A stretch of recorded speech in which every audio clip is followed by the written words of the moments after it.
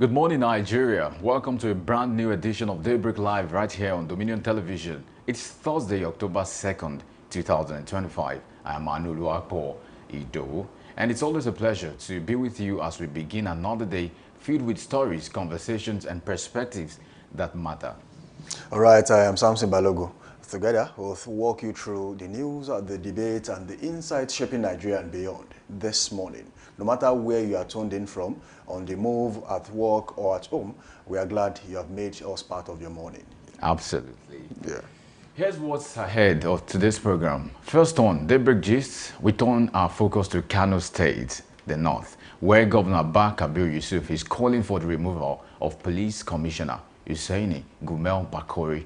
The move has stirred wide conversations about governance, security, and the balance of power in the state. All right, after that, we'll bring you the weather update, followed by Daybreak News, a crisp roundup of the top headlines from Nigeria and around the globe. Then comes our newspaper review and analysis, where we unpack the front pages and break down what those headlines mean for Nigerians. All right, and for the big story today, leadership and governance, lessons from the 65 years independence, coming off the President's Independence Day speech with a major focus on security. We'll be asking, how has Nigeria's leadership shaped the nation?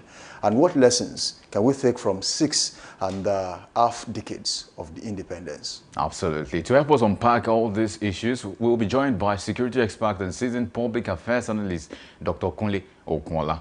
He'll bring insight into the nation's security priorities, governance challenges, and the way forward for the Nigerian state. All right, that's one conversation you don't want to miss on this style. And of course, we'll wrap things up with Trend Watch, your spotlight on what's buzzing online and on the streets. And so wherever you are, stay tuned, because this is your trusted companion for news, analysis, and perspective. Absolutely. You're watching Daybreak Live on Dominion Television. Let's get right into it, shall we? Yeah, we shall. Good morning to you. Good morning to you. It's one day, we are one day closer to the 66th anniversary of the Nigerian state. You're absolutely right. Every day is just a day closer to I could as well ask you how the Independence Day was for you.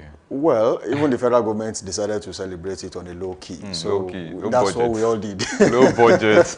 That's what we all did. And I think, that was just the best way to go.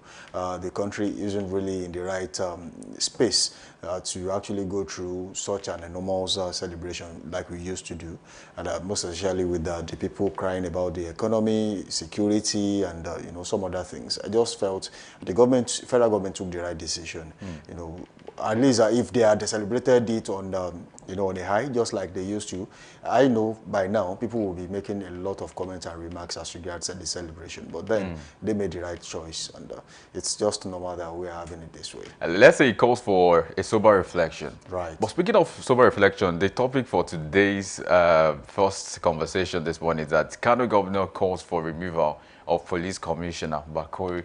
That's again coming from the north, and we've seen this. And this was also according to what was released, that it was because there was a feud between them, and of course all of that, But I would like you to first, wade into this matter, and let's see how well we can, maybe we can give kudos to the governor or give kudos to Bakori. You see, the truth is, when you look at the current situation, the security situation in the north, you would want to have, a commissioner that is active, police commissioner that is active, that knows, exactly what it means to be in that particular part of the country.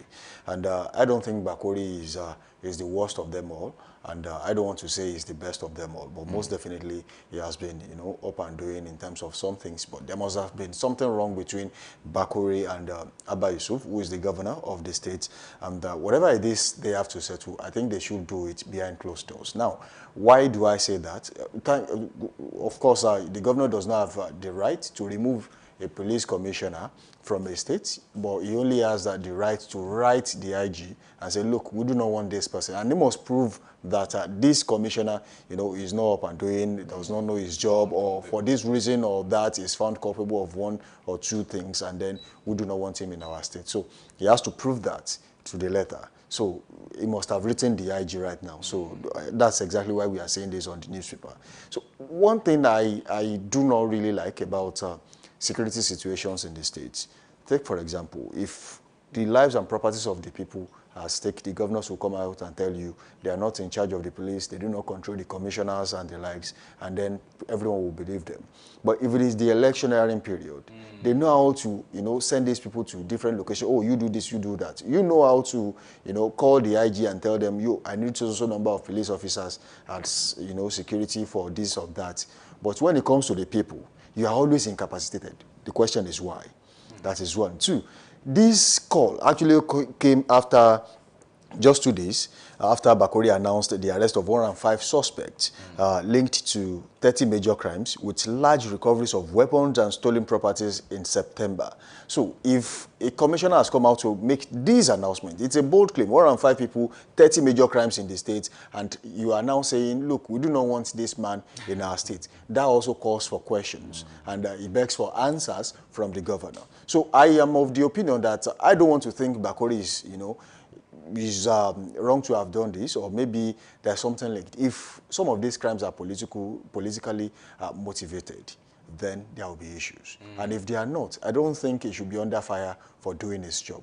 That's my take. Okay. But I believe Abba Yusuf should just sit down and see exactly where they got it wrong. Security-wise in the state, lives and properties of the people is paramount, and it should be safeguarded at all costs. And that's the major responsibility of the police. And if Bakori has fallen short of that, then if has fallen short of that, then they can now write the IG and say, look, for these so reasons, we do not want Bakori. But for now, he still has to prove it beyond reasonable doubt that Bakori is not doing enough.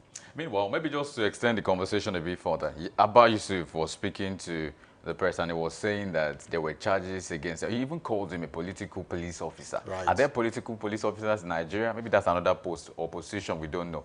But maybe he will tell us more. But again, he was saying that, he's found wanting of unprofessionalism and partisan conduct. He was saying that it's a bit partisan, it's political. But again, I mean, politics is also an interest of everybody. It should be in the interest of every Nigerian, whether or not you serve. I mean, you might not show it, especially because you are you are serving the state or the country, as it were. You might not show it, but I want to believe that if you are partisan, don't just express your partisan, ability or whatever you can do about it. But I just wanted to bring into context to say that, just like you mentioned, that just recently, Bakori, released about, got people, apprehended about 105 suspects. Yeah. That's quite a number. So if you consider that, and you see that from that trajectory to the point of the governor saying, we don't want this person, writing to the president, writing to the IG to say they don't want. And they said one thing that happened was that at the independence celebration yesterday,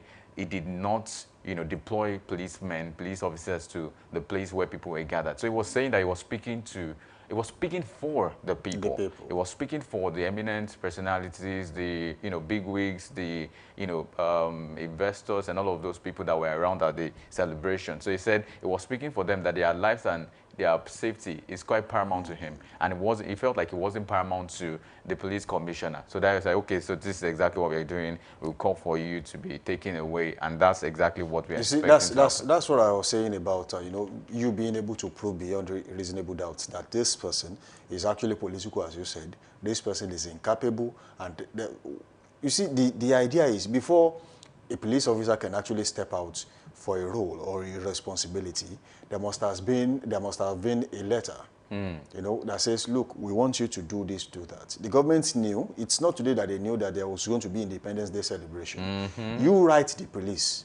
And if you wrote the police and on that fateful day, they fail to show, then you have a case. Then you present your evidence. What I do expect right now is a copy of the letter that was written to the police, that will be needing your personnel at so ground because we are having this. And if after that, with a copy that says, oh, it was signed and received, and if after that police officers were not deployed, then you have a case. But I think Bakori itself can make a case for himself to say, okay, so if you I did not receive a letter, or even if you did, the president of the country, Nigeria, said there wasn't going to be a celebration, as it were. So if you're having a gathering somewhere, I think it's not in the confines of my leadership to say, okay, I want to be involved in that. Maybe you guys just wanted to have a party. If I'm not called, most definitely you will not find me there. Just like it's just a normal way of life. you have not been invited to an event, why should you be there? So regardless of how interested in you you are to work on some things and do your job, as long as you have not been invited. Oh, let's say on that day, yesterday, some police officers were found there. They will be queried. Why were you there? Who deployed you? These are questions that will be asked. So I think we should go beyond the area of Nigerians saying, look, you should know. Nobody knows anything unless you are told. So the assumption should be, erased totally. Let's all work with all forms of modalities that guides our, jobs and then put us in a safe place, especially when we are to be queried. If you have not told anyone to come, you are not expecting anyone. And if you have told someone to come, that means you are expecting someone. So that's the area I want them to clear. And I do know that before the day, runs out, the story will definitely develop and we will see exactly who was at fault. Maybe lastly, let me just add to what you've said. He commended some other security agencies for being around and not the police. So I'm thinking, maybe could that be an affront to the Nigerian police to say some other security operatives are doing well and you are not doing well in my states? Could that be an affront? You see, the police they are not alien to this kind of treatment. It has always been like that. An average Nigerian do not want to see a police officer, so it's just normal. And you see, when people are doing exactly what they have been told to do, you cannot hate them for it. Most of them are working under strict instructions. Look, this is what you have to do. And if you don't like them because they are working towards instruction and that they are obeying the instructions given to them, I think that's your own case to settle. But the truth of the matter is, you see, in Nigeria, we attach so much hatred to the police. Unfortunately, some of them are overwhelmed by the responsibilities of their job. I think as of now, we have about just over 300,000 police officers in the country, which is not even enough. So how much more of, when you have to safeguard the lives and properties of every person in Kano State at that time, and then half of them are deployed to a place where celebration is going on. So sometimes they are handicapped too. We just have to understand the fact that after all, they are humans. But then it should still be cleared. Did you write to the police? Yes. If you did, then they are at fault for not showing up. And if you did not, then automatically you have no ground to actually lay claims to accuse them. So it's just a back and forth that will soon, go to bed, just like that. So I want to believe that this will be sorted out. By the end of the day, this story will develop. I know the police will react and say, look, this is what happened. Everyone will have to explain the side of their story. And most definitely, as Abba Yusuf has written to the Inspector General of Police, the commissioner will be summoned and then they will have to say whatever it is that happened or transpired between both of them. But I do know that this is beyond policing. This is beyond governance. This has a touch of politics. And once that is sorted out, I think they can all move on. Okay, well, of course, some people were drenched yesterday, but maybe we don't need to be drenched today. And that takes us to the next segment of this show, Weather Report, where we take weather report from across the country, Nigeria. Stay with us and don't go nowhere.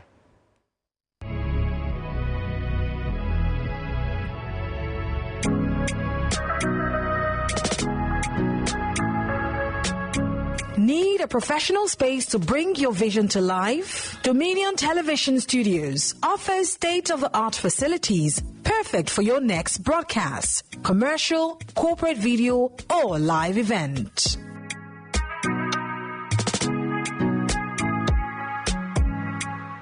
With flexible rental options, cutting-edge equipment, and a supportive team, we provide the perfect environment for high-quality productions. Unleash your creativity. For bookings, email us at marketing@dominion.org.ng. Call us on 0705 506 1061 or 0916 101 1061. Check us out on Instagram, Facebook, LinkedIn, and TikTok at Dominion Broadcast and on X at DominionCast. Book your space today. Dominion Television, your channel of choice. All right, welcome back from that short break. The show is still Daybreak Live right here on Dominion Television. Do well to link up with us on all social media platforms, Facebook, Instagram, and TikTok at Dominion Broadcast, and on X, formerly Twitter, at Dominion Cast. You can also watch us live on our website, www.dominion.org.ng. Subscribe to our YouTube channel, watch us live, drop your comments, we'll take them on this show. All right, it is time to take weather report, and we'll take you through the weather report all around the country this morning. I will start with the ancient metropolitan city of hospitality, Ibadan, and weather currently feels like 23 degrees Celsius right here in Ibadan this morning. Later in the morning, it will be mostly cloudy at 26 degrees Celsius, and there will be rain in the afternoon at 29 degrees Celsius, 62% chance, and most definitely later in the evening it will be mostly cloudy at 25 degrees Celsius, also mostly cloudy overnight at 24 degrees Celsius. So if you are in Ibadan, and of course you'll be here in the afternoon, make sure you prepare for rainfall. And not very far from Ibadan, now to Lagos State. Of course, weather feels like 24 degrees Celsius this morning. Not very far from what we have in Ibadan. Later in the morning, 26 degrees Celsius, cloudy. And afternoon, 28 degrees Celsius, mostly cloudy as well. Evening, 26 degrees Celsius, mostly cloudy. And 26 also overnight, mostly cloudy in Lagos State. Weather is fair in Lagos. All right, moving down to Osun. This morning, Osogbo, the capital to be precise, weather currently feels like 22 degrees Celsius in Osun State this morning. And by morning, later in the morning, it will rise to 25 degrees Celsius. It will be mostly cloudy, and in the afternoon and evening at 28 and 24 degrees Celsius respectively. It will be cloudy overnight at 23 degrees Celsius. Humidity will be at 97%, while wind will be at 3 km/h in Osogbo this morning. Abeokuta South, Ogun State, weather feels like 23 degrees Celsius and cloudy this morning. And later in the morning, 27 degrees Celsius, mostly cloudy as well. Afternoon, 29 degrees Celsius, scattered thunderstorms. And mostly cloudy would be the evening period at 25 degrees Celsius. And overnight, 24 degrees Celsius, also cloudy in Abeokuta South, Ogun State. All right, moving on, we'll go straight to Ekiti State this morning, and that's Ekiti Southwest. Weather currently feels like 22 degrees Celsius in Ekiti. It will be cloudy later in the morning at 25 degrees Celsius, mostly cloudy in the afternoon at 27 degrees Celsius, cloudy in the evening at 23 degrees Celsius, and there will be few showers overnight in Ekiti at 22 degrees Celsius overnight in Ekiti today. There's no promise of showers in Ilorin East, that's Kwara State this morning. Weather feels like 23 degrees Celsius. Later in the morning, 25 degrees Celsius, also cloudy in Ilorin. And afternoon, mostly cloudy at 29 degrees Celsius. Mostly cloudy also in the evening, 25 degrees Celsius. And overnight, 24 degrees Celsius, mostly cloudy also in Ilorin East, Kwara State. The weather is partly cloudy. All right, moving on, we'll go straight to Suleja, Niger State in the north central this morning, as weather currently feels like 22 degrees Celsius in Suleja. And later in the morning, it will be cloudy and rise to 25 degrees Celsius. It will be mostly cloudy in the afternoon at 27 degrees Celsius. Also mostly cloudy in the evening at 22 degrees Celsius, and partly cloudy overnight at 22 degrees Celsius in Suleja, Niger State today. And in the Federal Capital Territory, Abuja, this morning, weather feels like 22 degrees Celsius. Later in the morning, the weather is cloudy, would be cloudy around 24 degrees Celsius also. Afternoon, 27 degrees Celsius in the FCT, cloudy as well. Evening, 24 degrees Celsius, mostly cloudy. And overnight, 22 degrees Celsius, partly cloudy, with a chance of 8% of that particular cloudiness in Abuja. All right, so moving on. Up north this morning, we'll talk about Kaduna in Kaduna State. And the weather currently feels like 21 degrees Celsius right there. And later in the morning, it will be cloudy and rise to 25 degrees Celsius. It will be mostly cloudy in the afternoon at 28 degrees Celsius. Also mostly cloudy in the evening at 23 degrees Celsius. And lastly, overnight, it will be mostly cloudy at 22 degrees Celsius in Kaduna today. And Kano State, Kano Municipal this morning, weather feels like 23 degrees Celsius. And later in the morning, it rises to about 28 degrees Celsius, partly cloudy with 1% chance of that. One afternoon, 32 degrees Celsius, partly cloudy as well. And evening comes with 26 degrees Celsius, mostly clear. And then the weather is also clear overnight at 24 degrees Celsius. So if you're traveling, I guess it's fair and clear enough to travel. All right, that will be all on Weather Report this morning on Daybreak Live right here on Dominion Television, your channel of choice. Do well to link up with us on all socials, Facebook, Instagram, TikTok at Dominion Broadcast, and on X, formerly Twitter at Dominion Cast. Watch us live on our YouTube channel and website at Dominion Broadcast. And of course, our website is www.dominion.org.ng. Now let's go on a quick break. When we return, we'll take the news. We'll be back.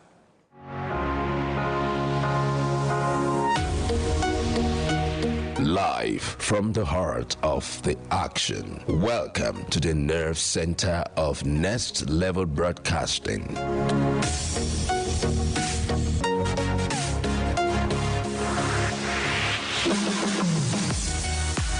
This is the OB van, where the studio meets the street. Equipped with cutting-edge cameras, crystal clear audio, real-time switching, and broadcast control, we don't just capture moments, we deliver the experience live.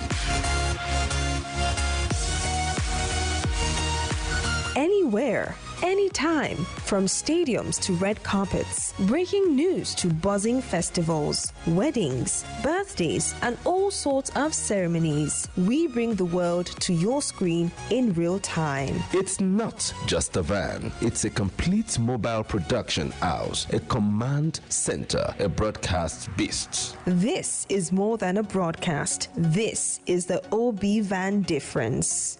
Live, loud, limitless.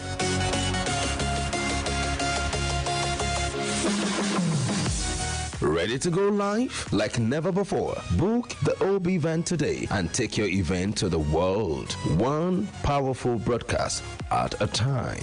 To book, call 0705 506 1061 or 0916 101 1061.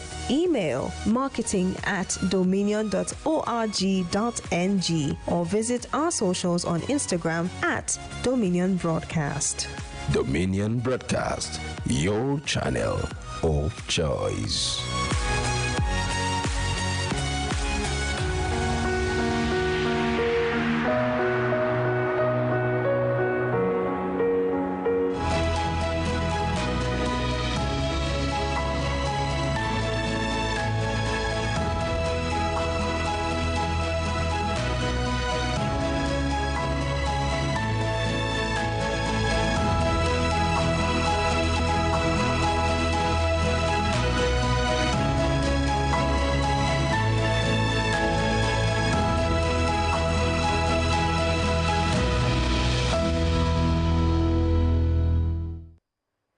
Hello and welcome. This is Daybreak News on Dominion Television. My name is Anuluakpo Ido. President Bola Ahmed Tinubu has commiserated with the government and people of Kogi State over the death of several persons in a boat accident that occurred on Tuesday in the Ibaji local government area. Earlier, confirming the incident, the Kogi State government had expressed deep sadness over the boat accident that occurred on the River Niger, involving traders traveling from Ibaji local government area of Kogi State to Ilushi Market in Edo State. President Tinubu, in a statement signed by Special Advisor on Information and Strategy, Bayo Onanuga, described the incident as shocking and unfortunate. President Tinubu also urged operators of water transportation to prioritize safety over financial considerations in their daily businesses. Oyo State government has called on citizens to embrace unity across ethnic and religious lines, emphasizing that national progress is only possible through collective harmony. Speaking at the Independence Day celebration held at Adamasingba Stadium in Ibadan, the Oyo State capital, the Deputy Governor for Oyo State, Barrister Debayo Lawal, stressed the importance of unity in building a stronger and more prosperous Nigeria. He noted that despite the nation's challenges, Nigerians must remain hopeful and committed to forging ahead together. The Deputy Governor urged citizens of Oyo State and Nigerians at large to continue to support the current administration in its drive to deliver good governance. Away from the pace-setter state, Osun State Governor Ademola Adeleke has granted amnesty to 36 convicts serving sentences at the Nigerian Correctional Service Centers in Ilesha and Ile-Ife to commemorate Nigeria's 65th independence anniversary. The announcement was made in a statement issued by the governor's spokesperson, Olawale Rashid, in Osogbo. He added that the move was intended to promote reformation and social reintegration of ex-convicts as productive members of society. Similarly, Adamawa State Governor Amadu Fintiri has granted pardon to 6 prison inmates serving various prison sentences in some correctional facilities in the state. The pardon is in commemoration of Nigeria's 65th independence anniversary. Fintiri, in a statement, said that the inmate had demonstrated significant improvement in their behavior and conduct. In business, the Federal Housing Authority Mortgage Bank has unveiled an ambitious expansion plan to strengthen its role in Nigeria's housing finance sector, with projections to open 20 new branches nationwide, grow its active customer base to 100,000 families, and scale its loan portfolio to 100 billion naira within the next 3 years. The bank's managing director, Ayatuddin Awal, disclosed this during the commissioning of the bank's new head office in Abuja. He explained that the strategy is aimed at expanding access to mortgage financing while sustaining the bank's record of financial discipline. And in sports, Nigeria's Flamingos will depart for Morocco on Wednesday, 8 October, for their final preparations ahead of the 2025 FIFA Under-17 Women's World Cup. Bankole Olowokeri's side are currently preparing for the competition in Abuja. The Flamingos are drawn in Group D with Canada, France and Samoa. And since returning to camp, the girls have played 8 friendly matches, winning all, scoring 26 goals and conceding none. You can visit our website on www.dominion.org.ng to watch us live and interact with us. You can also follow us across our social media platforms, Facebook, Instagram, TikTok, YouTube, and LinkedIn at Dominion Broadcast, and next at Dominion Cast. And that's Daybreak News. I am Anuoluakpo Ido. Thank you for watching. Daybreak Live continues shortly. Stay with us.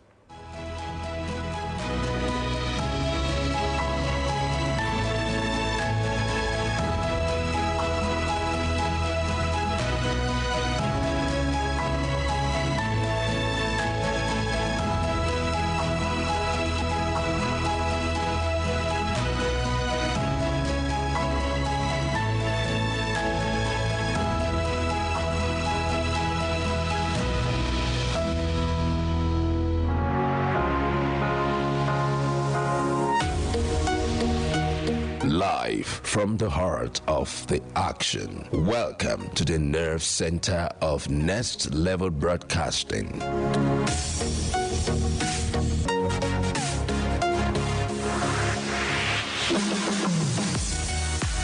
This is the OB van, where the studio meets the street. Equipped with cutting-edge cameras, crystal clear audio, real-time switching, and broadcast control, we don't just capture moments, we deliver the experience live. Anywhere, anytime, from stadiums to red carpets, breaking news to buzzing festivals, weddings, birthdays, and all sorts of ceremonies. We bring the world to your screen in real time. It's not just a van, it's a complete mobile production house, a command center, a broadcast beast. This is more than a broadcast. This is the OB van difference. Live, loud, limitless.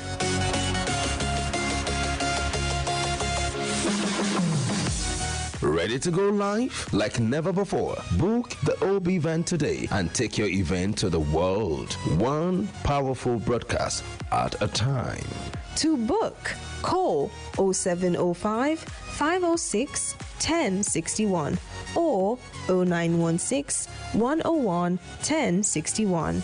Email marketing@dominion.org.ng or visit our socials on Instagram @Dominion Broadcast.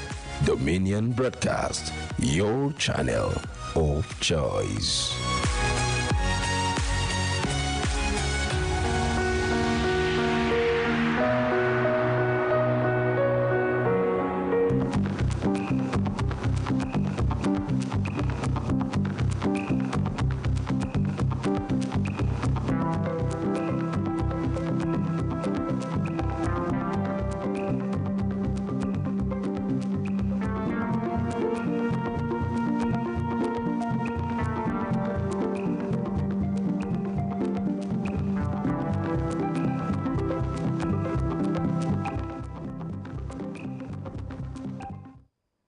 NNPC laments as unions halt action. That's about the Pengasan story. Some other stories are breaking. It's one day after the 65th anniversary of the Nigerian state. You're welcome. Thank you very much for joining us on this edition of Newspaper Headlines and Analysis on Dominion Television, where we bring the stories that are breaking, developing, and trending across the newspapers across the country, Nigeria. I have the Punch newspaper, Daily Trust newspaper, and many others to go around. Of course, many stories are breaking, many are developing, but we'll check into the major headlines of the day. I'll start with the Punch newspaper this morning to get some punches, maybe not for me, but for the people that are supposed to have it. The Punch newspaper, NNPC laments losses as union halts action. How much loss can you have? That's coming from the Pengasan strike that we've been on for quite a while now, and still detailing that 16% of crude output, 30% of gas supply disrupted during strike. And that's counting the losses, disputes, races, and risk economic stability. And that's coming from the federal government. Pengasan, suspension is not cancellation. We'll strike again if deals fails. Dangote denies victimization or victimizing staff, as it were. So that's also the big story, the big caption on the Punch newspaper this morning. It's all about Pengasan strike. Also, the top corner talks about the 65th Independence Day. Nigeria 65. Tinubu's reforms yet to ease hardship. And that's coming from expert. Also on the Punch newspaper, is this a thing? To get more into that story, page 27 of the Punch newspaper is where to read that. One doctor attends to 9,083 Nigerians. That's coming from NARD.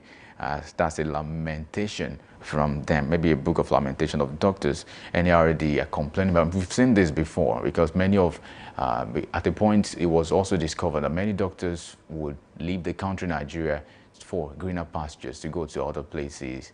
We know, I don't want to mention the names, but we know a lot of this has happened in recent time, and this is already undermining the health sector of this country. So there's a report also from the NAD today on the Punch newspaper that one doctor would need to attend to 9,083 people, Nigerians, and that's not a good thing if you consider the number. But away from that story, 853 billion naira crime proceeds recovered in 1 year. And that's another report from the EFCC this morning, also on the Punch newspaper, the top right hand corner of that particular print. The EFCC is coming out to say we have recovered a proceed that is in the tune of about 853 billion naira. That's a lot of money. Where did it go before? Anyway, I hope this one is used for the betterment or the progression development of the Nigerian state. Away from that, for Barasak's commissioners and others, also something quite topical coming from the River State that used to be a rivers of crisis according to some particular bulletins, but now we have calm. It seems after the storm comes the calm in River State. But again, maybe the calm is not exactly what some people are experiencing, especially the commissioners that Fubara, the governor, has sacked recently. But again, we'll track the story and keep our tabs on that and many other stories as it breaks further. Nigeria's 8-month debt service bill hits 2.86 billion naira. That's coming from the CBN. Also on the Punch newspaper, Nigerian arrested for attempted trafficking of daughter to Iraq. Also on the Punch newspaper, taking other stories also. Daily Global newspaper this morning. Daily Global says we ended fuel subsidies, multiple FX rate to reset Nigeria. Are we really resetting? And that's coming from the President Tinubu on Daily Global, as you can see on your screen. Also, the Dangote refinery dispute, Pengasan suspending strike after federal government intervention is there. And one story that I love to read is you can see the picture of the sporting story. UCL, Martinelli, Saka strike as Arsenal beat Olympiacos 2-0. That's a very good high point for me. Don't ask me why. Anyway, moving on from that story, other stories still breaking on the front pages of the newspaper. Pengasan is there. Pengasan is everywhere. Nigerian Tribune is having Pengasan. Everybody's having Pengasan. But we'll get into the analysis quite shortly when we'll be joined by Lekon, who would help us into some of the stories. We'll unpack the story, but that will be shortly after this short break. Stay with us and don't go nowhere.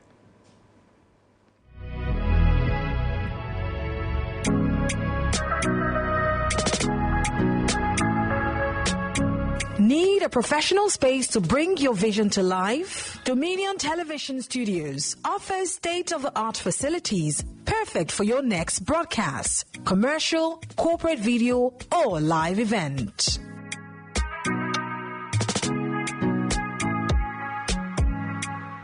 With flexible rental options, cutting-edge equipment, and a supportive team, we provide the perfect environment for high-quality productions.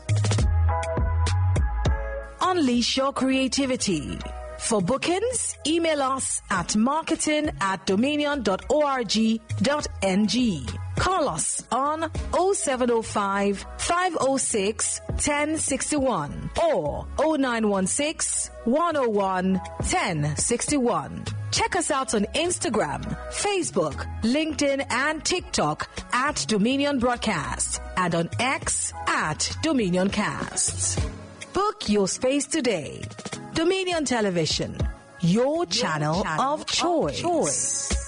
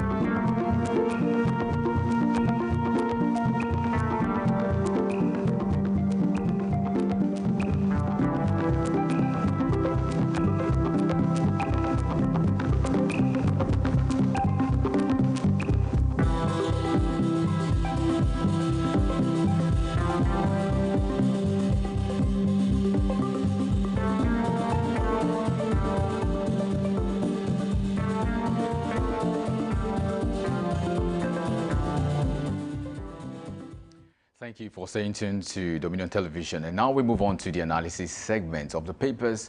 Of course, this morning, so many stories on the dailies this morning. One day after Independence Day, I wish to say Happy Independence Day to you, Lekon Shibowale. Yes, Happy Independence Day. I know. Yeah. And we see more of it. Perhaps we should start with how did your day go? Yeah, there was no celebration by the president, according to the or did you have your personal celebration? No. We were, we were at some events, a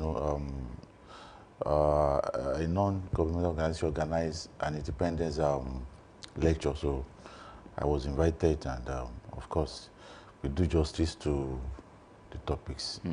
We all believe that Nigeria, we are developing and we are going, and we surely overcome any of these are present difficulties. Let me quickly throw this at you now. You said we are developing. How long does it take to develop? Singapore got their independence in 1957, just 3 years short of, before Nigeria got theirs. Singapore is a better country now. It takes years to develop, yes. But I cannot, I don't want to be specific, but I don't know. But I know it takes a lot of, times, years to develop. And, it boils down on the type of leadership. Nigeria, we have all that it takes for us to have developed, even before now, even beyond this level. But, we've had, various hindrances, various difficulties.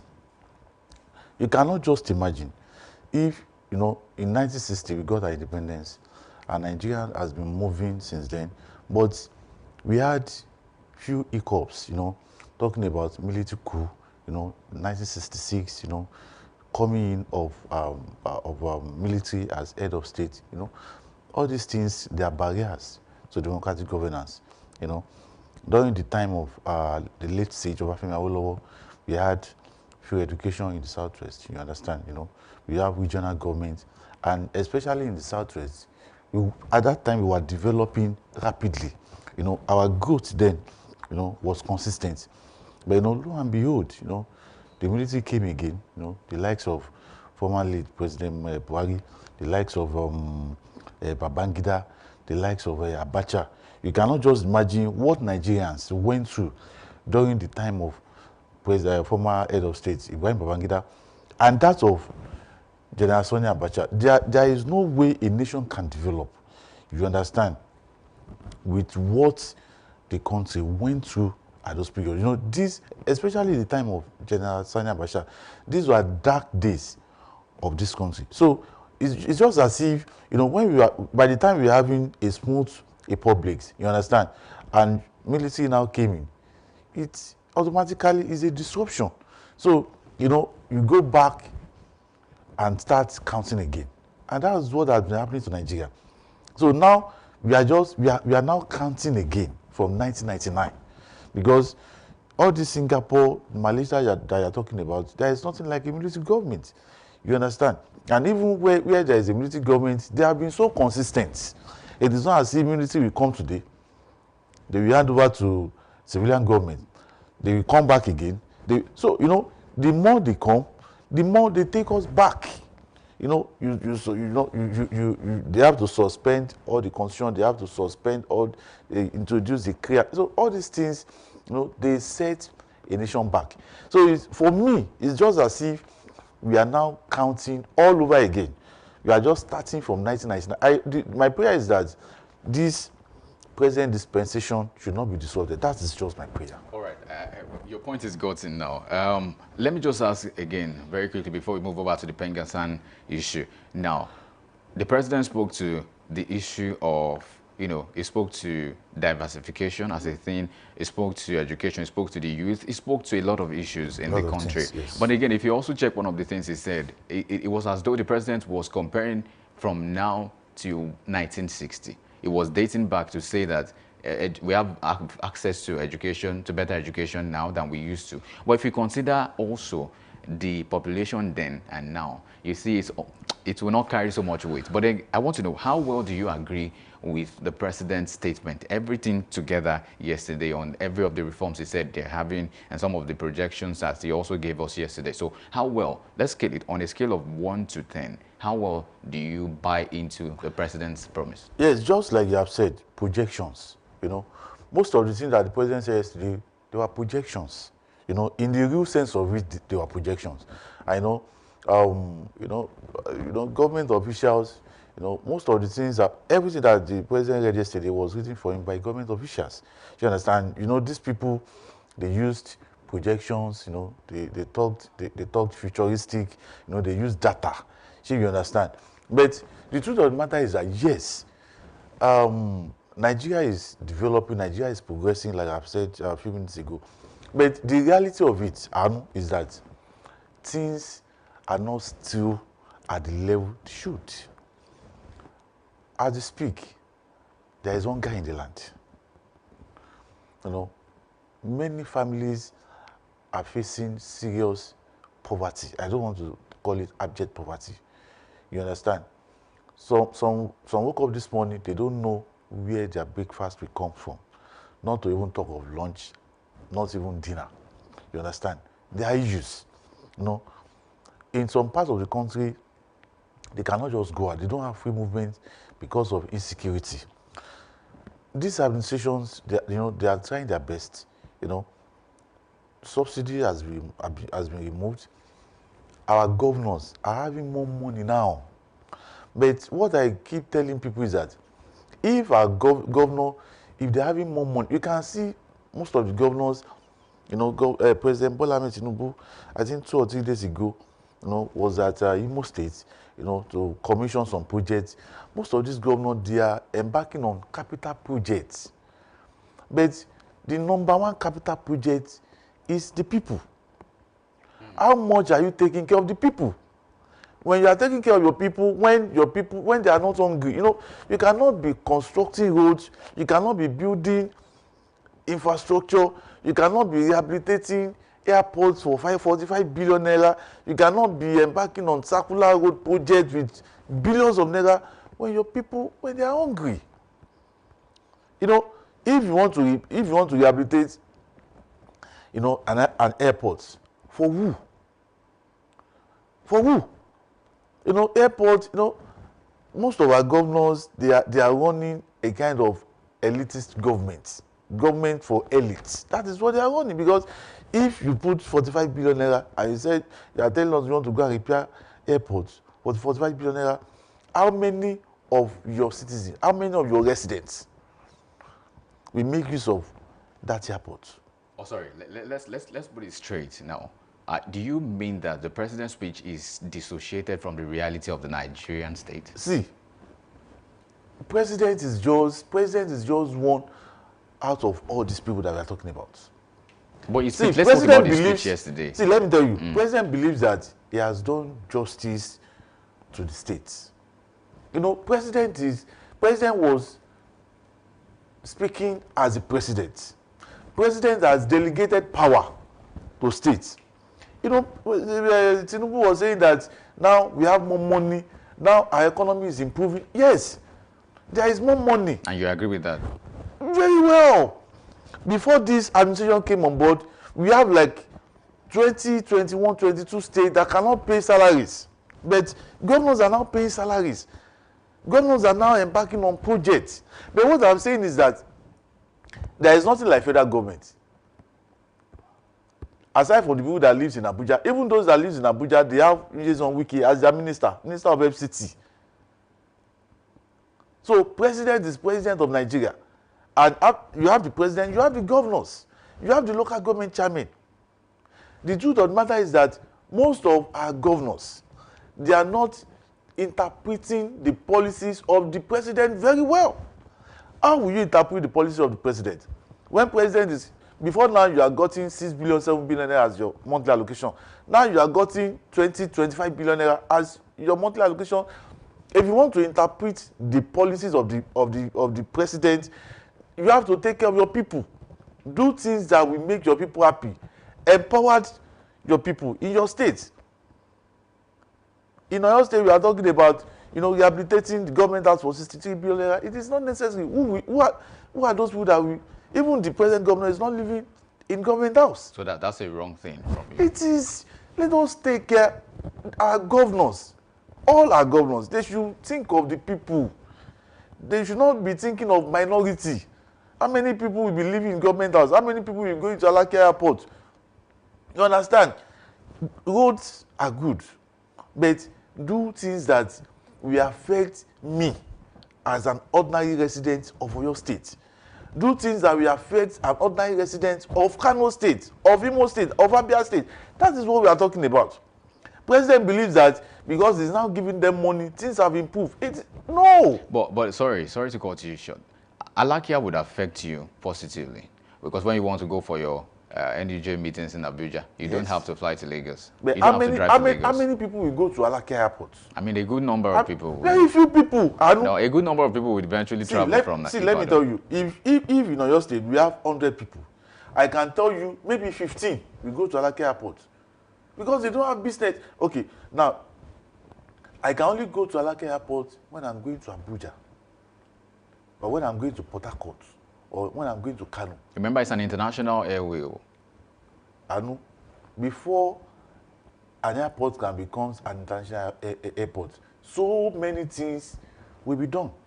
Yes, Alake Airport is an international airport in the nearest future, not now, because the facilities, you know, it is not only the responsibility of the state government. The federal government will also be involved. Of course, they are involved. Now yes, they are involved, but you are talking about in the nearest future, international airport, not now.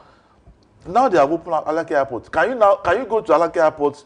Can you go to UK from Alake Airport now? Maybe it's a work in progress. That is what I'm saying. So let us take care of the people now. How do you mean when you say take care of the people? See, policies that will impact directly on the lives of the people. If Oyo State is paying 80,000 naira minimum wage, and Oyo State is getting good money from Abuja now, why can't you? We have Imo State paying 104,000 naira. Oyo State is paying 80. That's what I'm saying. Some states are still struggling to pay 70. All the states, there are no state is struggling. No. all these states, they have more money now. You cannot be struggling now. But some governors came out to say it's not possible for them. See, let me tell you, sometimes, politicians used to politicize so many things. But it is very obvious, even to the deaf, even to the blind, that most of our governors now, they are being given good money from Abuja. They are sharing. The allocation has increased. We are seeing it on the pages of the newspapers. Alake Airport, we now have a airport at Iperuremo, very close to Alake Airport. So, I don't. My concern, if I cannot fly from Ibadan, if I cannot fly from Ogun State, Lagos is just. But Lagos to Ibadan road is always busy. But let's take away. Let's drive away from that to talk about Pengassan. Our governors. Okay. No, you have to do the job. That they should empower their people. Okay. That's a good way to continue the conversation. Now, Pengassan suspends strike action after federal government intervention. But they mentioned something. Now, this is the vote. They vowed to resume strike without notice if their demands were not met. And strike suspension is out of respect to government. At the meeting, it was at some point a stalemate, and then it went from that to a closed-door session.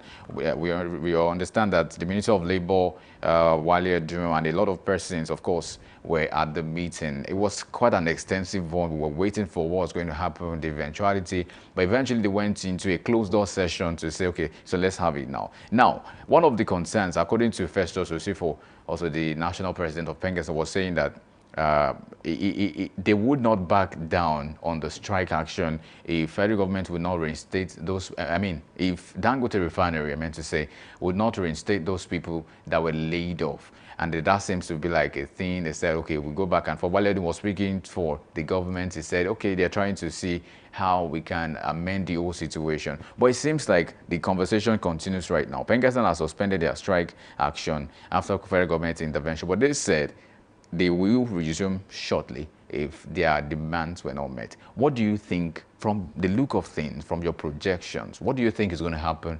come the next few days? Is there going to be another strike action? Well, for me, I listened very well to Yusuf yesterday, or early this morning, and from what he had said, I don't think this problem is over yet.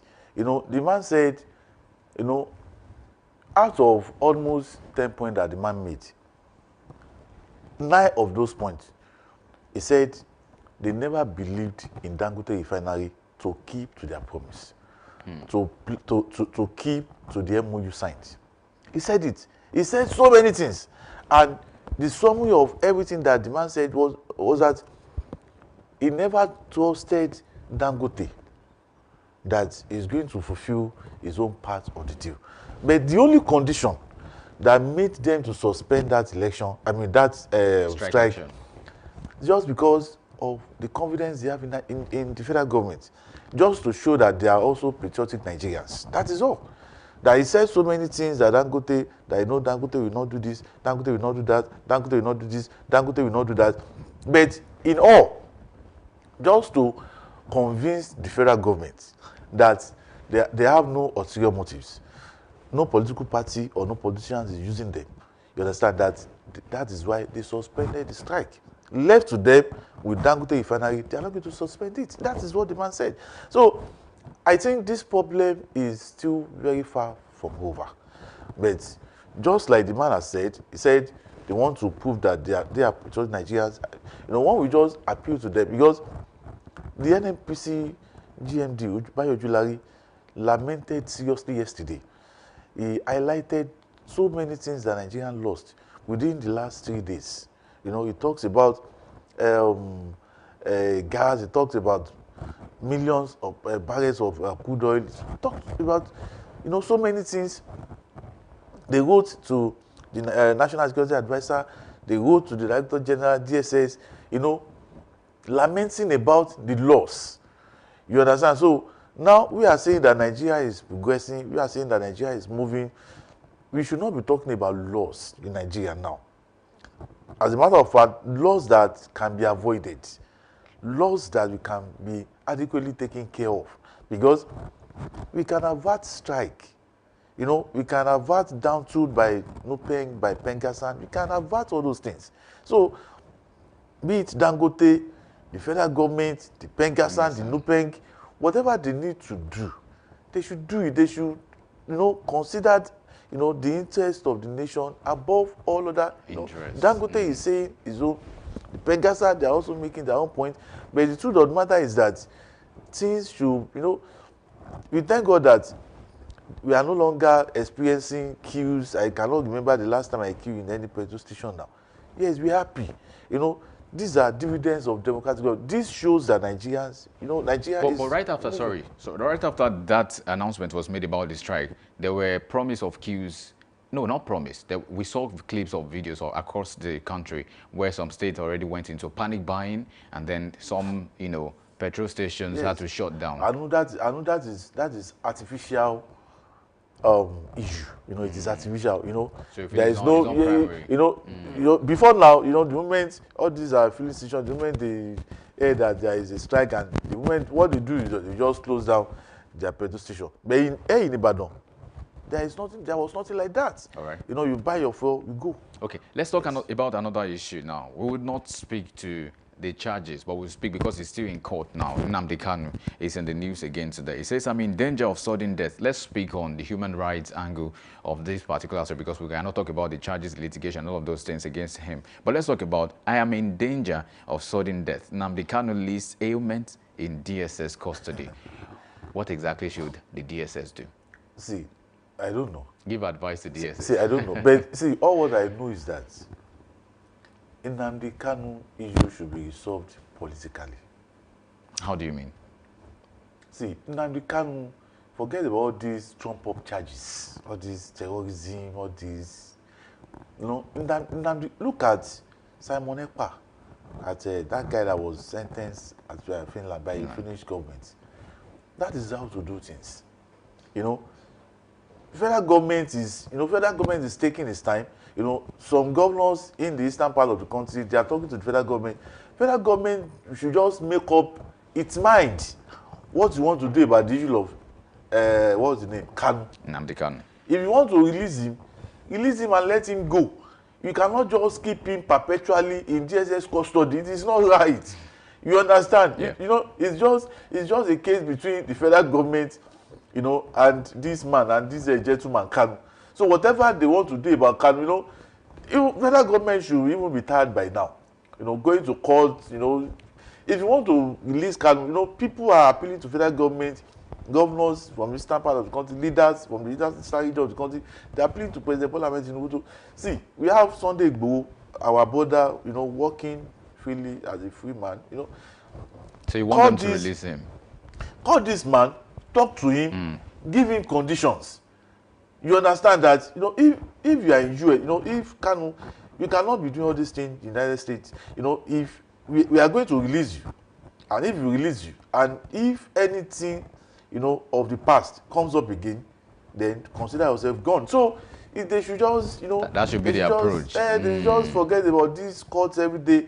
It's political, because Kanu, all of us who are in this country during the NSAS protest, where we have the alleged voice of Nnamdi Kanu directing the IPOP guys to go and burn down TBC, to go and burn down the nation, to go and burn down properties of President Bola Ahmed Tinubu.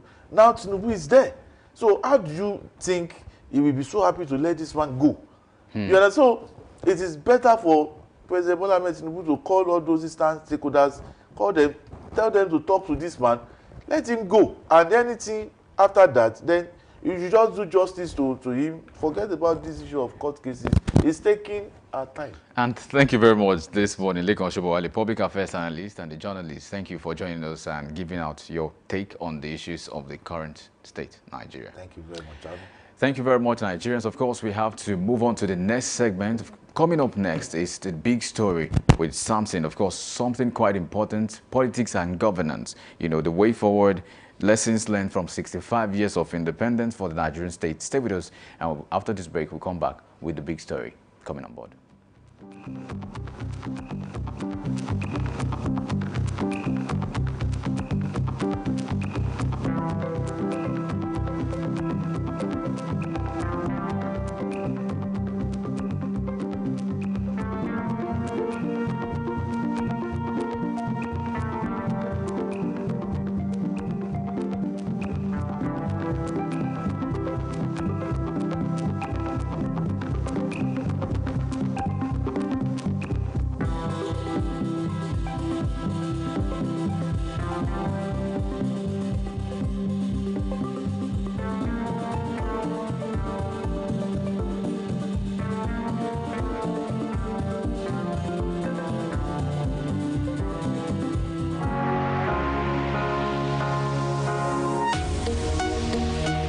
live from the heart of the action. Welcome to the nerve center of Next Level Broadcasting.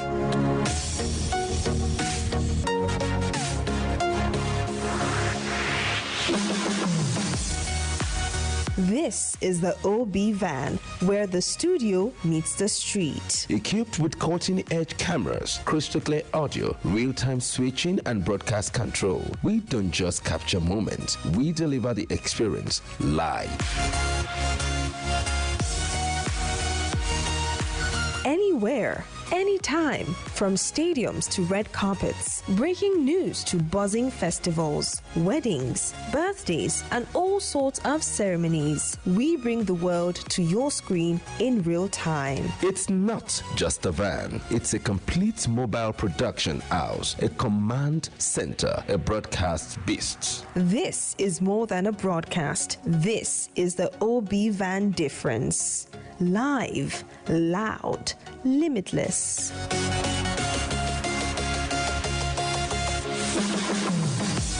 Ready to go live like never before? Book the OB van today and take your event to the world. One powerful broadcast at a time.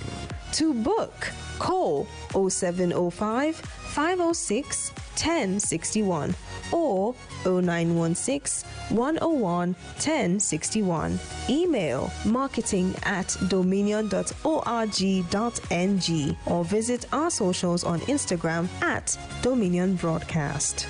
Dominion Broadcast, your channel of choice.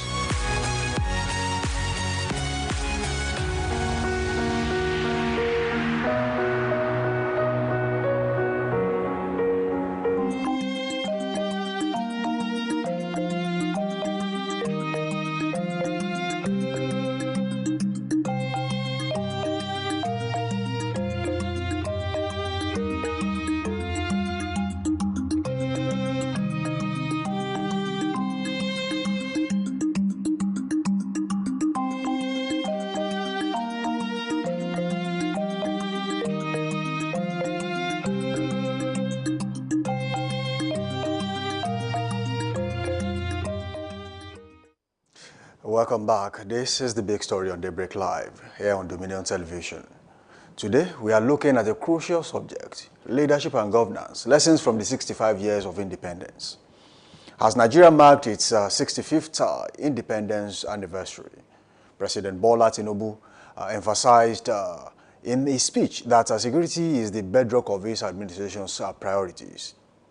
Yet, across the country, many Nigerians continue to live under siege, driven from their homes and their farmlands, and forced to abandon livelihoods in the face of relentless attacks. Samson Balogun is my name. Thank you for tuning in. All right. Take Okeode in Kwara State as an example. The community is said to hold significant deposits of natural resources. Yet, instead of development and prosperity, its people live in fear under repeated attacks that have left many displaced. In Benue State, once known as the food basket of the nation, fertile farmlands and should be sustaining millions are under constant stress. Farmers who once fed the country now struggle to survive. These stories are not isolated. They raise pressing questions about leadership, governance, and the protection of the citizens whose communities are vital to Nigeria's economic future. At 65, what lessons should Nigerians be drawing about security, leadership, and economic growth? And how can communities like Okeode and Benue, Plateau be safeguarded so they contribute meaningfully to the placing Nigeria on the global economic map, boosting per capita GDP, driving food security, and fostering national prosperity? To help us unpack these critical issues, I'll be joined, of course, I'm joined in the studio by a security expert and a seasoned public affairs analyst, Dr. Kunle Okunla. With him, we'll be making sense of the security challenges in the country. And we'll be putting under the microscope some places in Nigeria. Thank you for joining us, Dr. Kunle Okunla. Good to have you in the studio once again. Good morning. Thanks for having me. Good morning, Nigerians. Let's talk about security situation. Yeah. You watched the speech of Mr. President, President Bola Ahmed Tinubu, yesterday. He addressed the nation. Yeah. And of course, he made mention that security is the bedrock of his administration. Yeah. In juxtaposition with reality, where do you place his achievement so far? Thank you very much. Right from the his inaugural speech as the president, when he was being sworn in, President Tinubu made it clear to Nigerians that his administration is coming in to tackle insecurity. And in fairness to him, he has taken some bold steps, to fight insecurity in Nigeria. But we haven't been seeing much of the results of the efforts, being made by the president, because on a daily basis, people are being killed and maimed. There are communities in this nation, in Borno State, and now in Kwara State, that have become ghost areas. You go there, there's nobody. People are living parts of Kwara State, en masse, in trucks, and families are coming in to take their relatives, to some other places because of insecurity. And when the government failed in this vital area, it is assumed that the government is a failed government, because one of the main responsibilities of a responsible government is to protect lives and properties of people. And in the words of the president, he himself agreed that there cannot be any meaningful development in any area, if there is insecurity. And so going by the question you asked, the government is making efforts, but the efforts are not counting yet. And we're losing people, en masse. When I studied what happened in Kwara State, part of Kwara State, Okeode, and some other places, I'm like, what is happening in this nation? And we cannot continue to normalize tragedy in Nigeria, because, especially tragedy that has to do with the loss of lives. It's becoming normal, and it shouldn't be. We can't continue to normalize tragedy. The government must rise up and do something. If the government is not tackling insecurity that is supposed to be tackled, then it means that the government is a failed government, irrespective of whatever effort or whatever money that is being, pushed in the area of, security in Nigeria. Now, very quickly, let me delve straight into this. Monies are being earmarked for security votes to all state governors. Yeah. And it's a resource that nobody checks. Even the FCC do not check security votes. Why do we still have security crisis in some states? Now, I will take you back to what we discussed earlier on this show, where when it is time for election, governors know how to control police officers, NSCD officers. They know where to place them. But when it is about lives and properties, they are suddenly no longer in charge. What's the problem? Isn't it amazing that, 2027 is coming. By next year, we'll start campaigning. The politicians will start campaigning. Was it not amazing that, the last election, it was at the peak of insecurity in Nigeria when Boko Haram and bandits and kidnappers, ISWAP, all of them, they at their peak. That was the time of campaign. And it was amazing that throughout the campaign, there was not a single attack. And the politicians during campaign moved into the deep areas, the suburbs, the nooks and crannies of each state. Yes, of each state. And there was no attack. And I was asking myself, what is happening? I was expecting that during campaign, ISWAP Boko Haram will strike and take, some of these big guns. But it was silent. There was no operation of the bandits and the terrorists at that time. And you begin to wonder, is there a collaboration? Is there a collaboration? The big boys are in towns. So let's give them room to operate. And that is why, many of us experts believe that there are saboteurs, even within the government, among the politicians, the security outfits. Because I don't believe that this war, it's unsurmountable. We can win this war. We can overcome this.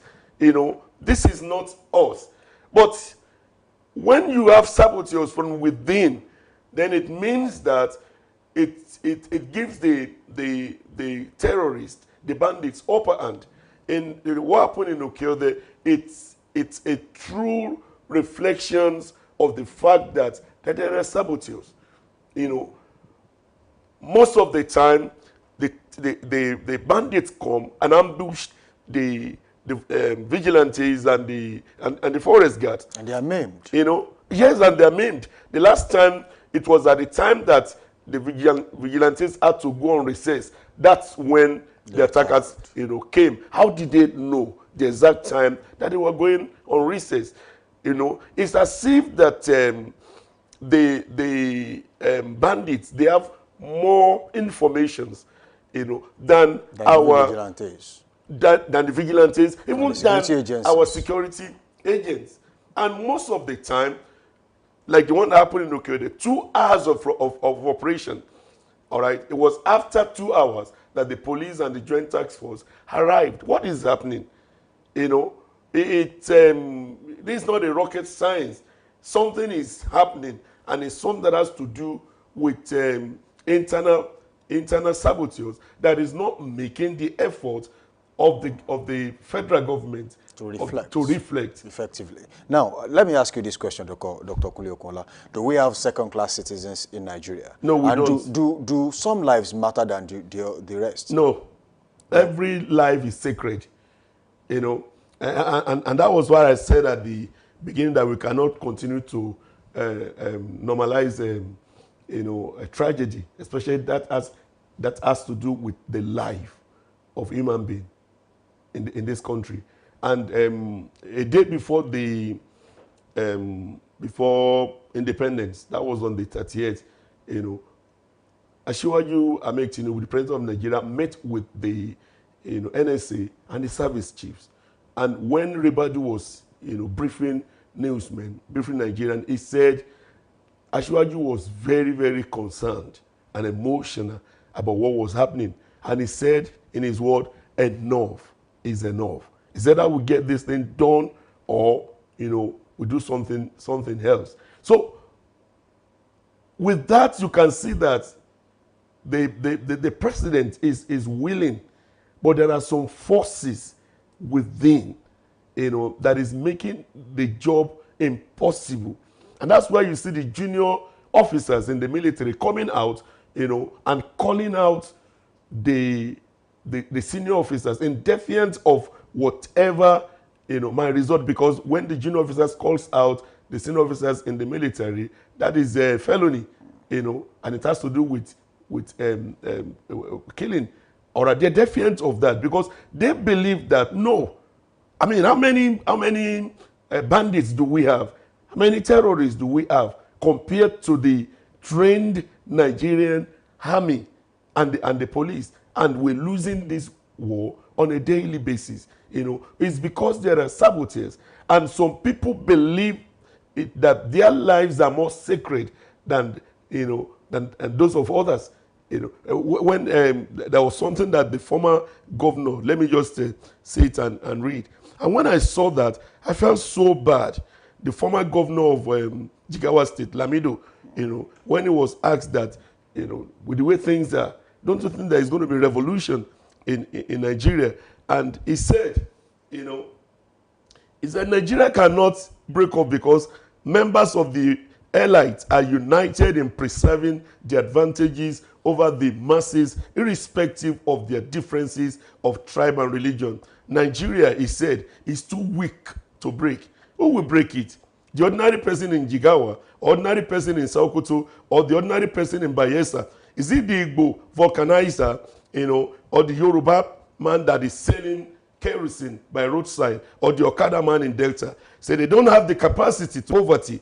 He said, we have taken away from them their dignity, their self-esteem, their pride, and their self-worth, so that they cannot even organize. Can you imagine a Nigerian saying that to us, that they have weakened us so much that it's not possible for us to unite? And when you read for that, he said, election is coming. We will tighten the belt so much that even when we flash 1,000 naira, they will, beckon to our beats.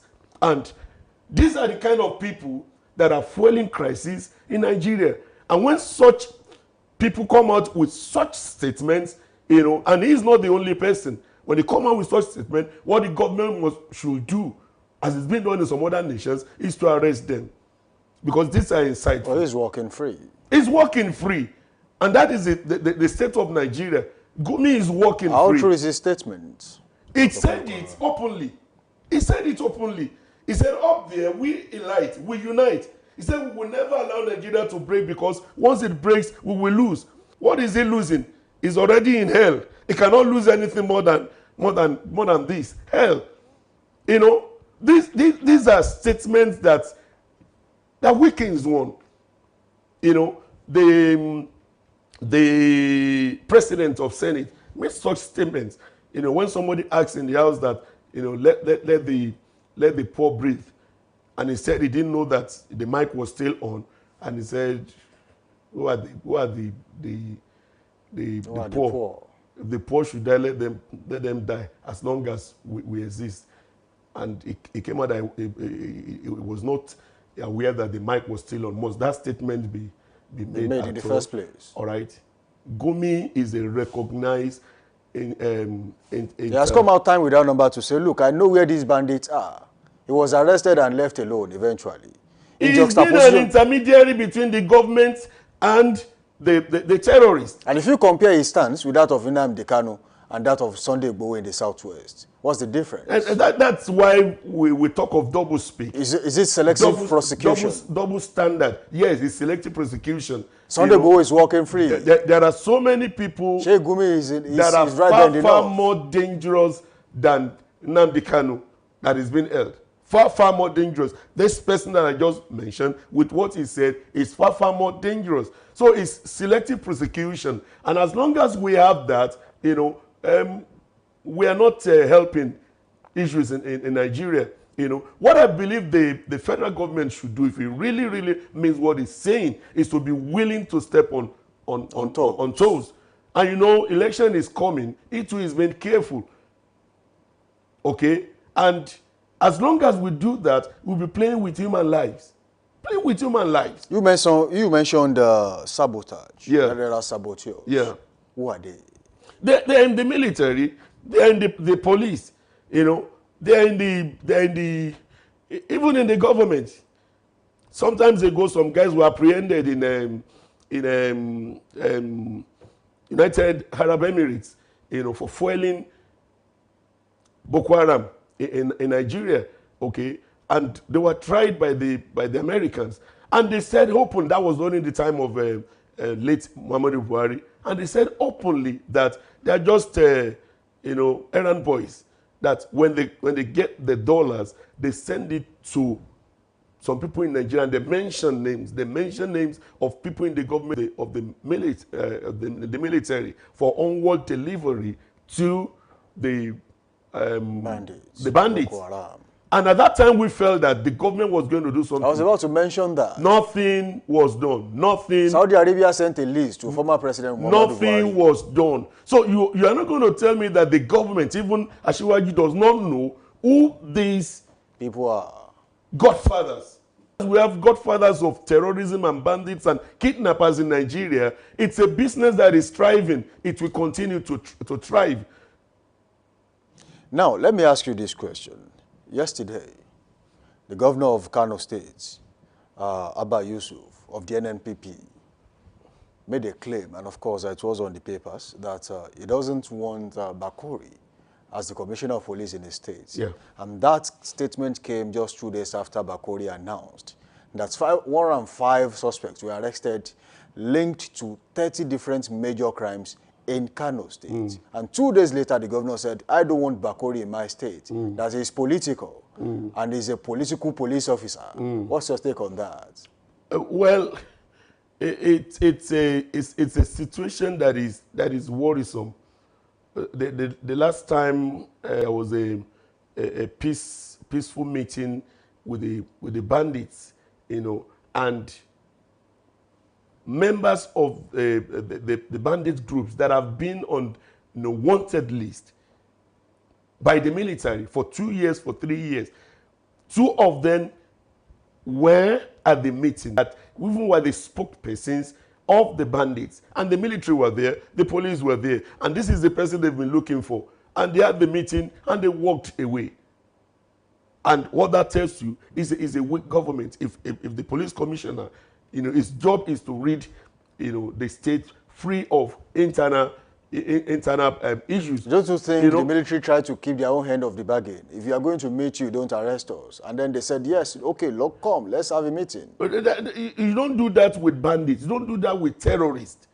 That is it. And that is why we feel that sometimes, I'm talking of a security expert now, that maybe what the president is saying, enough is enough, enough is enough. It's just lip saying, Integrity is when your words and your action, they match, When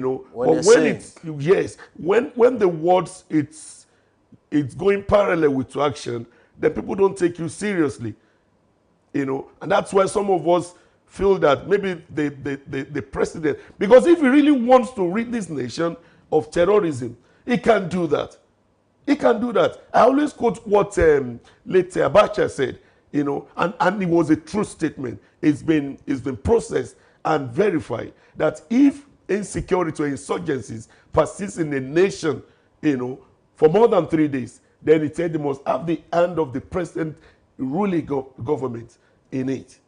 Insecurity or insurgency is not supposed to persist in Nigeria for more than 3 days, if we really mean what we're doing. Now, you were talking about negotiation with bandits. That is an aberration. It's an aberration. No reasonable government will do that. Yeah. Now, if the government wants to take care of security in a particular location and do not want to turn that place into a military zone, just like we have seen in some places in the country, especially in the Northeast, what should the government do? Now, I know that these days, the bandits, they live with the people within. In fact, I have that, in some villages, because the presence of the government is not felt in those villages.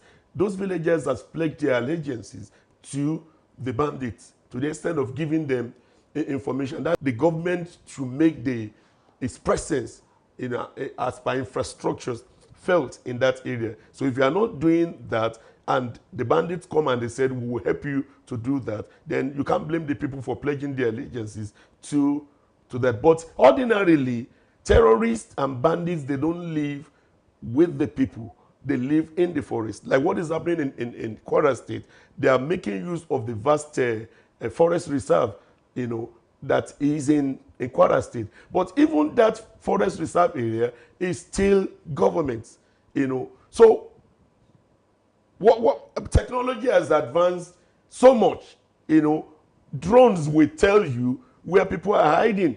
Although Ashiwaju is saying 2 days ago that they are getting more drones, and we appreciate that.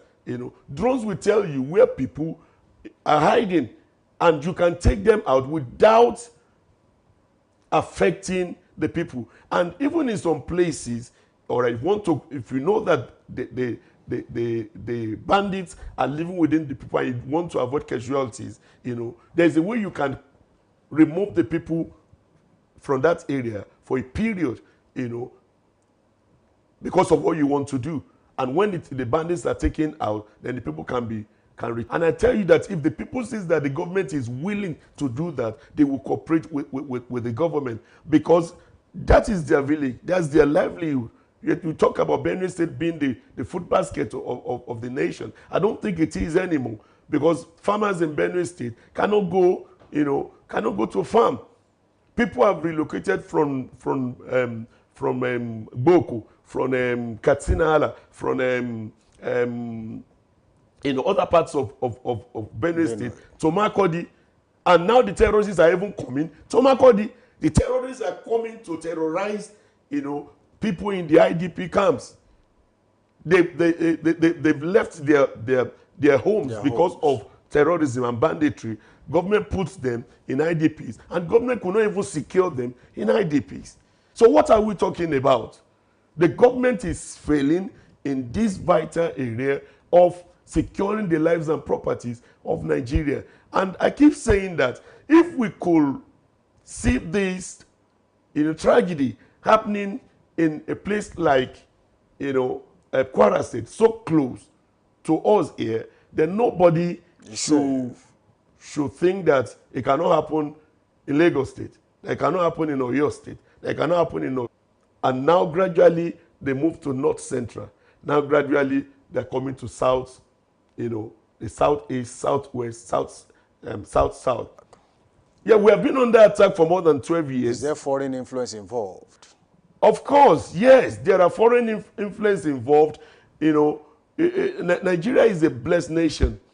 We have enormous natural resources. Look at what is happening in Zamfara.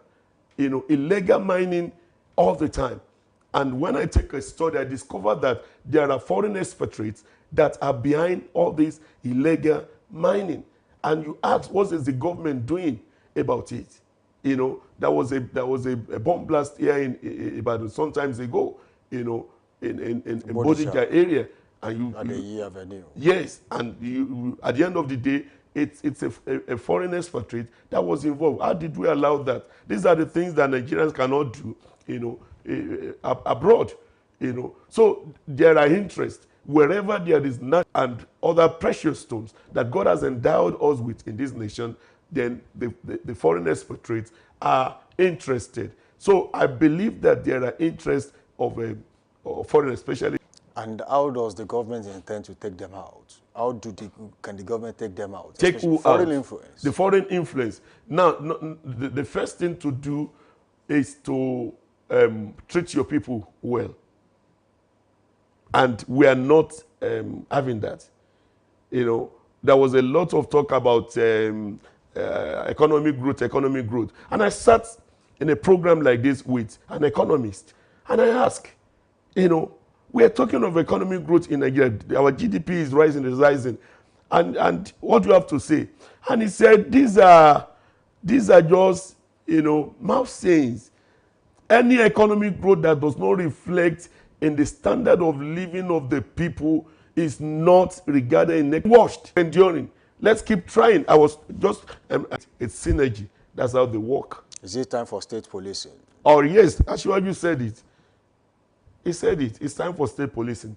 We've been shying away from it, but that is what will help us. It might not be the Messiah, as in once it happens, terrorism and banditry will stop, but it will help us a lot, because when you have state of community policing and you have people that are raised in a particular area, policing that particular area, they grew up from that area, they know the customs and the language and the terrain of the place, it becomes easier than the one that we're practicing now. When you bring somebody who was raised in Borno State, lived there, schooled there, joined the police, and after the training, deployed to Oyo State. He doesn't understand our language, he doesn't know the terrain. It took a long time before that man, could acclimatize and be able to do his job. So we need state policing. It has helped the US, it is helping UK, it is helping some other places. So why not?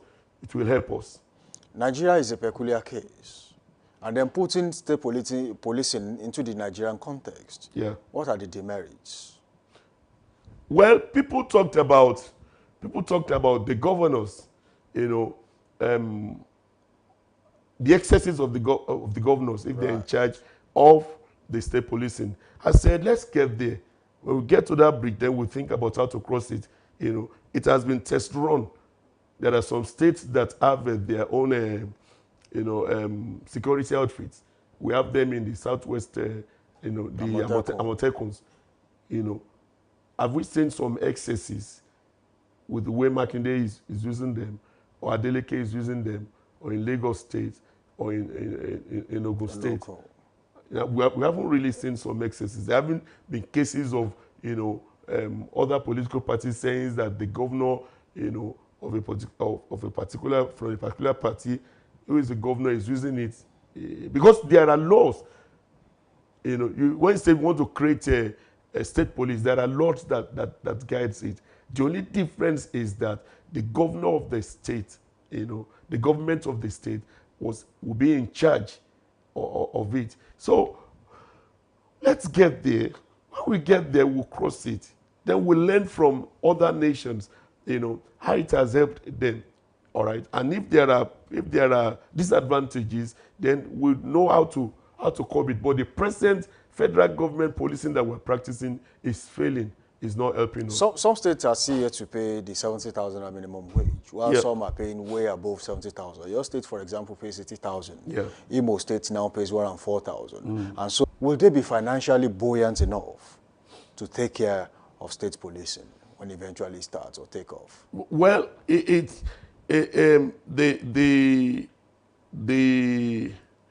capacity of the state policing that we're talking about, would be according to the capacity of the revenue of the state government. For instance, now, if they say, okay, the state policing, it's in place. If Lagos State employs maybe 5,000, gallant men and officers as, the police officers within, places like Jigawa might not be able to employ 5,000, but they can start with 1,000 because of the revenue. All right. When there is space, economy will grow, infrastructure will grow, and as the economy is growing, infrastructure is growing, there'll be more money in the pocket of the government. But peace is paramount to anything in life. Right? Then we should go ahead and do that. And the federal government will still be funding them monthly. There are some communities that are not feeling the impact of governance at all. The government must look into that. There are communities that have been taken over completely by the terrorists. The government must tell people are living, and when they leave their home, they leave their farms, they leave their livelihood. Okay? So, and that economic-wise is not spelling well for Nigeria. So the government must do more to those communities. And when they feel the impact of governance, I believe that they're going to, lend supporting hands. I don't believe that there is nothing that even the military cannot gain. I mean, there's nothing they can gain from those communities. If they can give information to bandits, then they can give information to Nigerian army. Recently, there was an attack in Borno State. Yes. Survivors were taken to the hospital, but the closest hospital to them was in Cameroon. Mm. You were talking about government's presence in some communities. Yeah. Is that the major reason why Nigeria is losing territory to Boko Haram and other bandits? Oh, yes. The meeting that they had in Taraba State, the bandits, when it was time for the bandits to talk, they said, what are your demands? What do you want? And they said, in social communities, give us hospitals, give us schools, because there was no school, there was no hospital. And that terrorists, they are not, they are nomadry, they don't live in a particular place. So we felt that, perhaps they are asking for these infrastructures for the people. Maybe the people came to each other and said, since the government is not, looking at us, please help us when you go for the meeting, help us ask. Because the terrorists They don't live in a particular place. And they don't even need the facilities. They don't need the facilities. You know, so in essence, what we are saying is that there are communities that have been abandoned by the government. When you go to communities that are close to borders areas, then you want to understand, is this part of Nigeria? You know, if there were casualties and the nearest hospital was in Cameroon, it tells you that something is wrong. Dr. Kunle Okola, we have to go. Thank you for being a part of the show this morning. It has been a wonderful session with you, and we do hope to have you back on this show very soon. Thank you. Thank you for joining us. Thank you very much. From Kwara to Benue or Plateau, and across Nigeria, one truth stands clear. Leadership is not only about promises, but about action, securing lives, protecting livelihoods, and unlocking the nation's vast potential. The real lesson, 65 years after independence, is that Nigeria cannot afford to waste its wealth on people and resources on security. Now, that has been the big story for today. Up next is Trend Watch, your look at what Nigerians are buzzing about online and on the streets. Stay with us. Samson Balogun is my name. Until tomorrow, of course, we'll still have this show, but we have still a lot to unpack on this show too. But we'll be meeting you on the big story again tomorrow. Definitely. Let's go on a short break. When we return, the show continues.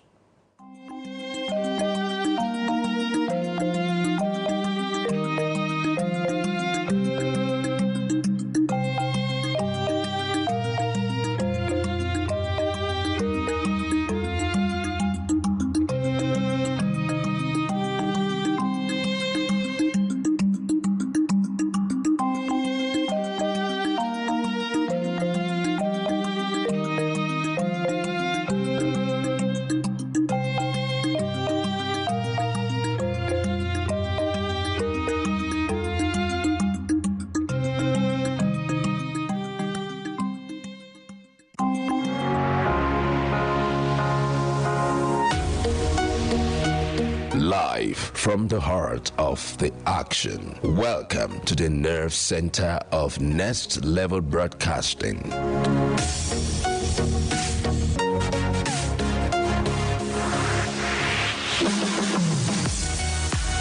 This is the OB van, where the studio meets the street. Equipped with cutting-edge cameras, crystal clear audio, real-time switching, and broadcast control, we don't just capture moments, we deliver the experience live.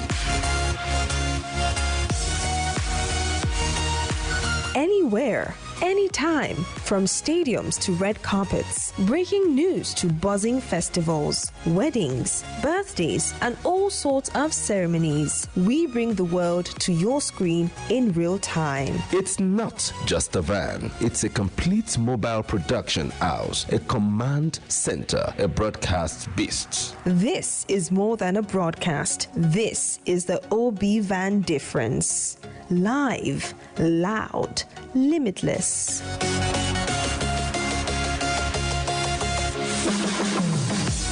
Ready to go live? Like never before. Book the OB van today and take your event to the world. One powerful broadcast at a time. To book, call 0705 506 1061 or 0916 101 1061. Email marketing@dominion.org.ng or visit our socials on Instagram @Dominion Broadcast. Dominion Broadcast, your channel of choice.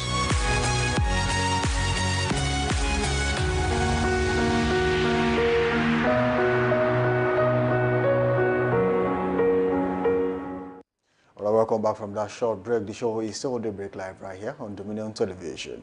And your channel of choice. I still have with me in the studio, with whom we'll be making sense of Trend Watch this morning. There's a trending story that we'll be talking about. Anu, welcome back. Yeah, thank you very much for having me. Of course, we'll talk about the trend. It's quite trendy. If you see, we're still looking for independence. Nigeria only changed colonial masters, and that's coming from Shure. Some would say, not again. Others would say, oh, it's a cliche. But any which way. You see, the truth is Showore has made himself available for any forms of back and forth, especially when it affects political office holders and most definitely the federal government. Now, he definitely knows what he's talking about here. He's definitely speaking in parables. Most likely he's saying, look, the government is still not different from... Might not be open, that might not be obvious, that might not be conspicuous to everybody. But again, we have to also talk about the fact that when you mentioned colonialism, when it was saying that we changed colonial masters, so the question again that is calling my attention is, okay, so who are the colonial masters again? Because if you say colonial masters, maybe it doesn't have to be a white person. It doesn't have to be the British. Okay, now it's getting clearer. Because maybe the world powers, of course, especially the ones we've been getting something from recently. I mean, I want to mention China because, of course, we are even taking their language in this sense. Of course. Maybe it's also trying to get those nuances. Maybe soon we'll have to adopt one Russian language in our schools too. Exactly. And, maybe later we'll take Korean or maybe Japanese, and then we'll start. So he's more or less, these are things he actually put together. I want to believe that's why he's saying that. But let's take comment and see what exactly people are saying. Very well. And that's Akidi Ama says that since 1960, everyone who has ruled Nigeria are all Nigerians. Showore is a clown. I mean, that's someone coming there. The Big says no lies detected here. Well, some people will agree with you and some will not. Brother AG says, from all indications, the post-independence homegrown colonial masters, aka past and serving political office holders, political appointees and politicians are far worse in mindset and mentality than the British colonial masters prior to 1st of October 1960. Well, that's his opinion anyway. You can take that, Samuel. Samuel Liu AFNI says, we changed from unintegrated colonialism to integrated colonialism, therefore struggling with independence within government and beyond imperialists. I'll take Jasper Aniet Louis, also saying the Nigerian independence is like Aki and Popo. We are only growing in age, but not in height. Wow. Is this a shade? Well, that's a direct shade anyway. Apple's joke says, this one, okay, let's move from there. He says, who will help us dash these? Oh, we are not taking that too.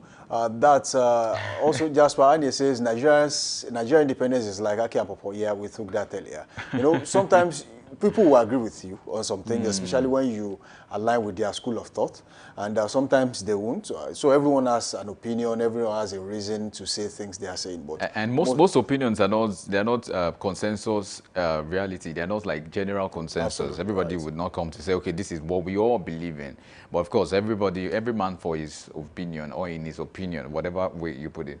You know, as much as some people don't want to agree with you on some things, you know, sometimes he comes out and says things that, you know, really resonate with some Nigerians, and sometimes it's just a way of, you know, the bar. So it's, we still need people to actually speak up on some issues. But then that doesn't mean that the government should be ridiculed or the presidency should be ridiculed in one way or the other, because the way you address your president, the way you address your nation is the way it will be seen out there, especially this era where social media is the order of the day. Whatever it is you post now can be seen anywhere around the world. So yes, you have to give your country that outlook out there, that people will see your country and then, you know, really want to be a part of what's there. Imagine someone talking about the state of economy in Nigeria and then just push Nigeria under the carpet, you know, rubbished the country. How do you intend to bring investors in the country when they are saying all this on social media? So I want to believe that Nigerians also have a lot to do in polishing the country Nigeria. Absolutely. And make it look great out there. And, you know, sometimes there's a popular Yoruba saying that says, whatever it is that is happening should be within Nigeria. So we should not wash our dirty linens out there. As much as we want to criticize the government, there's still a limit to some things that we can actually push out there. Absolutely. We simply have to go today. Thank you for being a part of the show so far. It has been a wonderful session right here. And this is the convenient point where we draw the curtains on today's edition of Daybreak Live on Dominion Television. Join us again tomorrow on Daybreak Live Extra. There's an extra there because there's an extra. So join us again tomorrow. Samson Balogu is my name. I do say champions are not made in the stadium. They are made of something deep inside of them. There's still one more day before the week runs out. Definitely, you can still achieve greatness. Bye for now.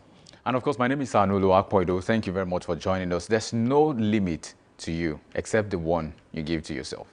Bye for now.